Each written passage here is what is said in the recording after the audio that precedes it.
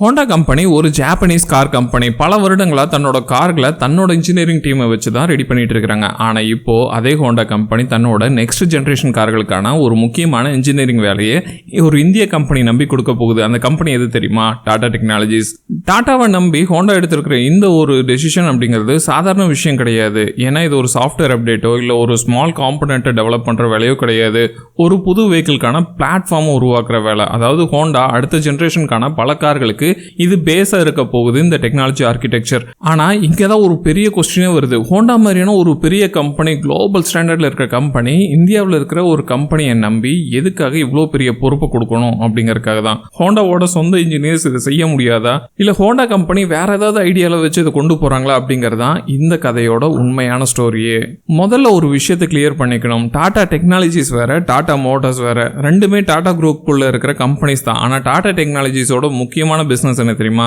Engineering, அதுக்கப்புறம் product development. Automotive கம்பெனிஸ்க்காக vehicle development, engineering, அதுக்கப்புறம் டிஜிட்டல் சொல்யூஷன்ஸ் அந்த மாதிரி ஒர்க்கை பண்ணி கொடுக்குற கம்பெனி தான் டாடா டெக்னாலஜிஸ். அதனால நிறைய பேர் ஹோண்டா கம்பெனி டாடா கம்பெனியை செலக்ட் பண்ணியிருக்காங்க இந்த வேலைக்கு அப்படின்னு நினைச்சோன்னே நீங்க டாடா மோட்டார்ஸ் அப்படின்னு நினைச்சுக்கிட்டு ஹோண்டா கார்களை டாடா மோட்டார்ஸ் தயாரிக்க போகுது அப்படிங்கிற அர்த்தம் கிடையாது. இது ஒரு இன்ஜினியரிங்கான டெசிஷன், அதுவும் ஒரு முக்கியமான இன்ஜினியரிங் டெசிஷன். இப்போ ஹோண்டா ஏன் இந்த முடிவு எடுத்தது அப்படிங்கறத இந்த கதையோட முக்கியமான பகுதியே.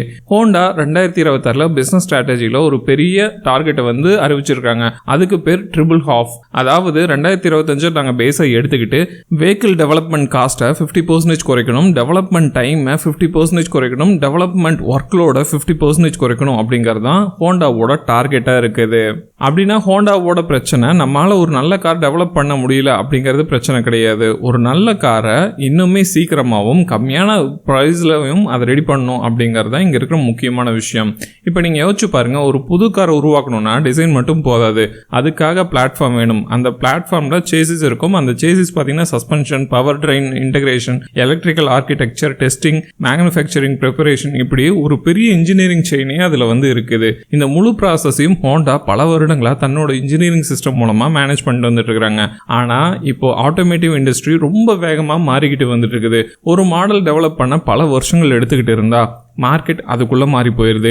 இவி டெக்னாலஜிஸ் பார்த்தீங்கன்னா 4 வருஷத்துக்கு முன்னாடி வேற மாதிரி இருந்துச்சு, இப்போ வேற மாதிரி இருக்குது.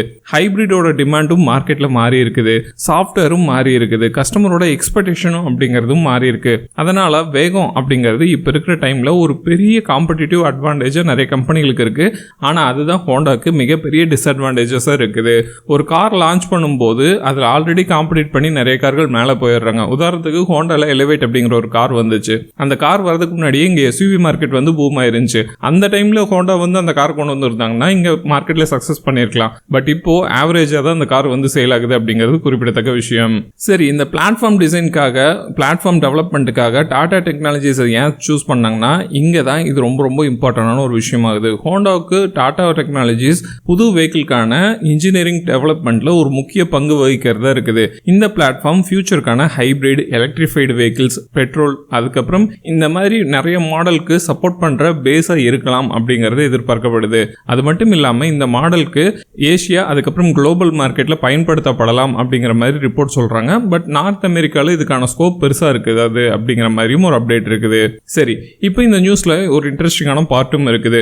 ஹோண்டா ஒரு இந்தியன் இன்ஜினியரிங் கம்பெனியை சூஸ் பண்ணதுக்கு காரணம் அதுக்கு பின்னாடி இருக்கிற இண்டஸ்ட்ரியோட ஷிஃப்ட் தான். ஒரு காலத்துல இந்தியாவை உலகம் எப்படி பார்த்துச்சு? லோ காஸ்ட்ல மேனுஃபேக்சரிங் டெஸ்டினேஷனா பார்த்துச்சு. அதாவது குறைஞ்ச செலவுல இங்க கார்களை தயாரிக்கலாம் அப்படிங்கிற மாதிரி பார்த்தாங்க. ஆனா இப்போ அது மட்டும் இல்ல, இங்க இன்ஜினியரிங் பண்ணலாம், இங்க ப்ராடக்ட் டெவலப்மெண்ட்டும் பண்ணலாம், குளோபல் வெஹிக்கிள்கான டெக்னாலஜி உருவாக்கலாம் அப்படிங்கிற லெவலுக்கு இந்தியா போயிட்டு இருக்குது. அதுதான் ஹோண்டா இந்த முடிவு எடுக்கிறதுக்கு முக்கியமான காரணமா இருக்கு.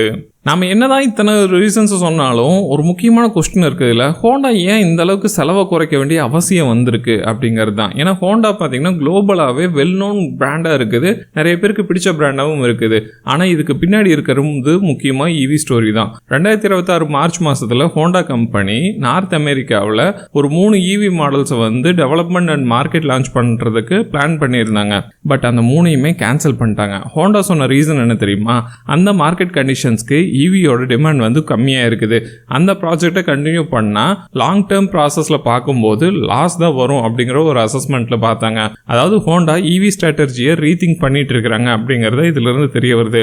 இப்போ ஹோண்டா என்ன செய்யுது அப்படின்னா ஈவியை மட்டும் ஃபோக்கஸ் பண்ணாமல் ஹைப்ரிடுக்கு அதிக முக்கியத்துவம் கொடுக்க போகிறாங்க. அதனால தான் ஃபியூச்சருக்கான பிளாட்ஃபார்ம் ஃப்ளெக்சிபிளாக இருக்கணும் அப்படிங்கிறத எதிர்பார்க்குறாங்க. அந்த ஒரே பிளாட்ஃபார்மில் பார்த்தோம்னா பெட்ரோல் காருக்கும் டெவலப் பண்ணும், ஹைப்ரிடுக்கும் டெவலப் பண்ணும், எலக்ட்ரிஃபைடு வெஹிக்கிள்க்கும் டெவலப் பண்ணும் அப்படிங்கிறத எதிர்பார்க்குறாங்க. பல பவர் ட்ரெயின் ஆப்ஷன்ஸை சப்போர்ட் பண்ணக்கூடிய ஒரு ஆர்கிடெக்சர் தேவை அப்படிங்கிறத ஹோண்டாவோட எதிர்பார்ப்பு. ஏன்னா ஒரு பேஸ் பக்காவாக அமைஞ்சிருச்சுன்னா அதுக்கு மேலே நீங்கள் எத்தனை காரை வேணாலும் எப்படிப்பட்ட கார்களை வேணாலும் பில்ட் பண்ணலாம் அப்படிங்கிறதா முக்கியமான விஷயம். அதனால தான் டாடா டெக்னாலஜிஸ் நம்பி ஹோண்டா எடுத்த இந்த முடிவு. ஹோண்டாவுக்கு இன்ஜினியர்ஸ் இல்லை அப்படிங்கிறதெல்லாம் நம்ம பார்க்கக்கூடாது.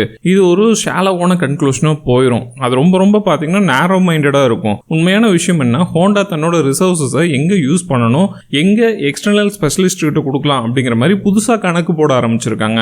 ஹோண்டாவே 2026 ஸ்ட்ராட்டஜியில் சைனா அதுக்கப்புறம் இந்தியா மாதிரியான மார்க்கெட்டில் லோக்கல் கம்பெனிஸோட காஸ்ட் காம்படேட்டிவ்னஸை பயன்படுத்துறதா பிளான் பண்ணியிருக்காங்க.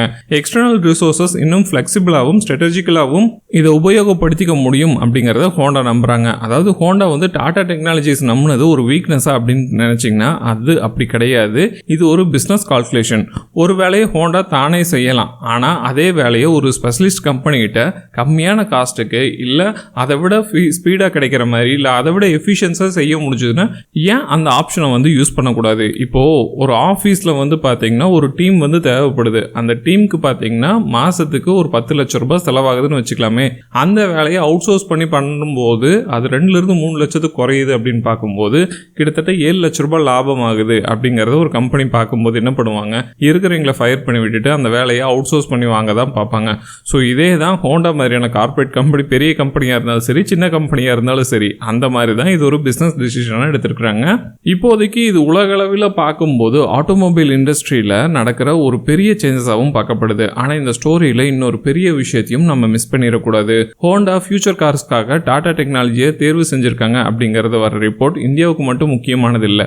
ஏன்னா இந்த உண்மையான ஃபியூச்சர் ப்ரொடக்ஷன் வெஹிக்கிள்ஸாக வந்துச்சுன்னா அது இந்தியாவில் செய்யப்பட்ட இன்ஜினியரிங் ஒர்க் வேர்ல்டு வைடாக ஹோண்டா கார்களுக்கு அடித்தளமாக இருக்கக்கூடும் அப்படிங்கிறது தான் எதிர்பார்க்கப்படுது. அதுதான் இங்கே பெரிய விஷயம். ஒரு இந்தியாவோட இன்ஜினியரிங் கம்பெனி அது டெவலப் பண்ணுற ஆர்கிடெக்சர் அதுக்கப்புறம் பிளாட்ஃபார்மில் குளோபலாக சேல் ஆகக்கூடிய கார்கள் வந்து டெவலப் ஆக போகுதுன்னா அதுதான் இங்கே முக்கியமான விஷயமா பார்க்கப்படுது. ஆனால் இந்த ஹைப்பில் போகக்கூடாத விஷயம் ஒன்று தெரியுமா, இனிமேல் ஹோண்டா கார்ஸை டாடா டெக்னாலஜிஸ் தான் டிசைன் பண்ணும் அப்படின்னு சொல்ல முடியாது. அதே மாதிரி ஹோண்டா கார்ஸை டாடா மோட்டார்ஸ் தயாரிக்கணும் சொல்லக்கூடாது. இப்போதைக்கு அவைலபிள் ரிப்போர்ட் சொல்கிறது என்னன்னா ஒரு புது ஆர்கிடெக்சரை மேக் பண்ணுறதுக்கு டாடா டெக்னாலஜிஸ் பார்த்தீங்கன்னா அதுக்கு ஹெல்ப் பண்ண போகிறாங்க. அதுக்கான பார்ட்னர்ஷிப்பாக தான் போக போகுது. ஆனால் இந்த முடிவு எவ்வளோ பெருசுன்னு இப்போ உங்களுக்கு புரியுதா?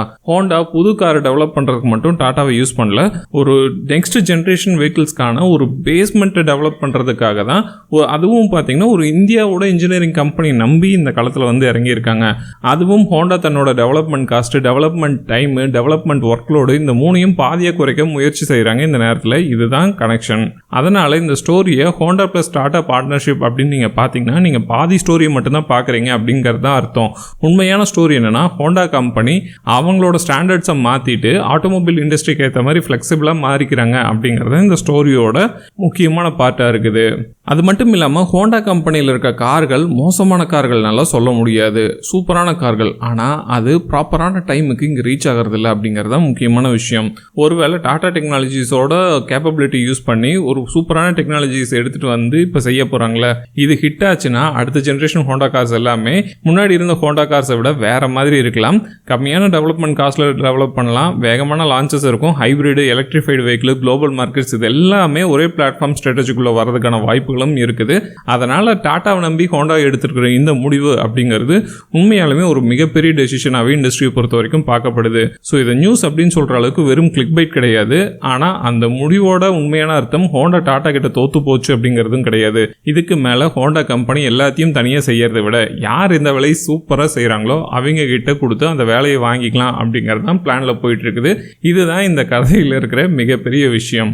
நீங்களும் ஒரு பிஸ்னஸ் பண்ணுறீங்க, உங்களை விட ஸ்பெஷலிஸ்ட் இருக்காங்க, உங்கள் பிஸ்னஸில் காம்படிட்டர்ஸ் இருக்காங்கன்னா அவங்களை எதிரியாக பார்க்கறத விட்டுட்டு அவங்களால எந்த வேலையை செஞ்சு கொடுக்க முடியும் அப்படிங்கிறத பார்த்து டெவலப் பண்ணிங்கன்னா ஃபியூச்சரில் உங்களுக்கு இன்னுமே யூஸ்ஃபுல்லாக இருக்கும். அதை தான் ஹோண்டா கம்பெனியும் பண்ணியிருக்காங்க. ஓகே நண்பா, இந்த வீடியோ அவ்வளோதான். இந்த வீடியோ பற்றி உங்களோட ஒப்பீனியன், ஃபீட்பேக், கமெண்ட்ஸ் எதாக இருந்தாலும் வரவேற்கப்படுது. மறக்காம கமெண்ட் செக்ஷனில் பதிவு பண்ணுங்க. அடுத்த வீடியோவில் சந்திக்கலாம் நண்பா. டாடா.